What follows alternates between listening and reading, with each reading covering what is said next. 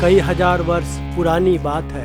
अनपढ़ों का एक गांव था। सभी के पास कोई न कोई रोजगार था। खेती थी, बगीचे थे, धन धान से समृद्ध था और उस गांव में कोई भी गरीब नहीं था। फिर आया उस गांव में एक पढ़ा लिखा व्यक्ति। उसी गांव में विदेश से आया था पढ़ के। लोगों की समझ में नहीं आता था कि वह करता क्या है, लेकिन फिर भी सम्मान बहुत करते थे उसका, क्योंकि विलायत से बहुत महंगी डिग्री लेकर आए थे। एक दिन उसने गांव के सभी लोगों को बुलाया और बोला कि तुम लोग भी पढ़ना लिखना सीख लो, फिर तुम्हें भी खेती मजदूरी करने की आवश्यकता नहीं पड़ेगी। गांव वाले सहर्ष सहमत हो गए और कुछ ही दिनों में सभी पढ़े लिखे हो गए। अब सभी दिन भर बैठकर पढ़ते लिखते रहते थे। दिन भर बैठे बैठे कोई न कोई कुछ न कुछ लिखता रहता और फिर दूसरे को पढ़ाता, फिर दूसरा कुछ न कुछ लिखता और पहले को पढ़ाता। इस तरह से कुछ ही दिनों में वह गांव पढ़े लिखे बेरोजगारों के गांव के नाम से प्रसिद्ध हो गया।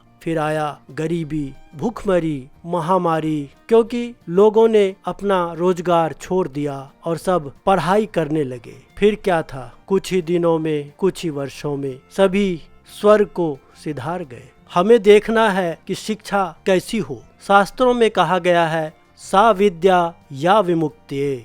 असली विद्या तो वह है जो आपको विकारों से, दुखों से, चिंताओं से, जन्म मरण से शोक रहित करके आत्मा परमात्मा से एकाकार हो। शिक्षा का आधार ज्ञान है, नैतिक ज्ञान, व्यवहारिक ज्ञान, आध्यात्मिक ज्ञान। शिक्षा दिखावे के लिए नहीं होता, शिक्षा सिर्फ कागजों के लिए नहीं होता। इसीलिए विद्वानों ने कहा कि जीवन मरण के चक्र से यदि मुक्ति पानी है तो पढ़ना लिखना बहुत जरूरी है। लेकिन क्या खेत बेचकर, बाग बगीचे बेचकर, कुएं तालाब बेचकर, पेड़ों को काटकर महंगी महंगी डिग्रियां हासिल कर ले? इसीलिए दोस्तों, शिक्षा सबके लिए जरूरी है, लेकिन व्यवहारिक शिक्षा, ऐसी शिक्षा नहीं सिर्फ डिग्री के लिए, कागजों के लिए, दिखावे के लिए, बनावटी सम्मान के लिए। शिक्षा का आधार होता है वास्तविक प्रोग्रेस, जो समाज के लिए, व्यक्ति के लिए, परिवार के लिए उपयोगी हो। वही शिक्षा मूल शिक्षा है। इसीलिए आज भी जब पढ़े लिखों को बेरोजगार भटकते देखता हूँ,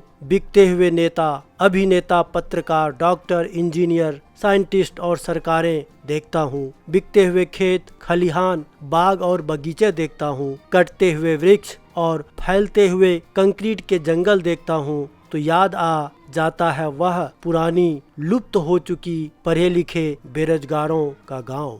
कहानी अच्छी लगी है तो अवश्य शेयर करें और इस नन्हे छोटे से YouTube चैनल को जरूर सब्सक्राइब करें। धन्यवाद।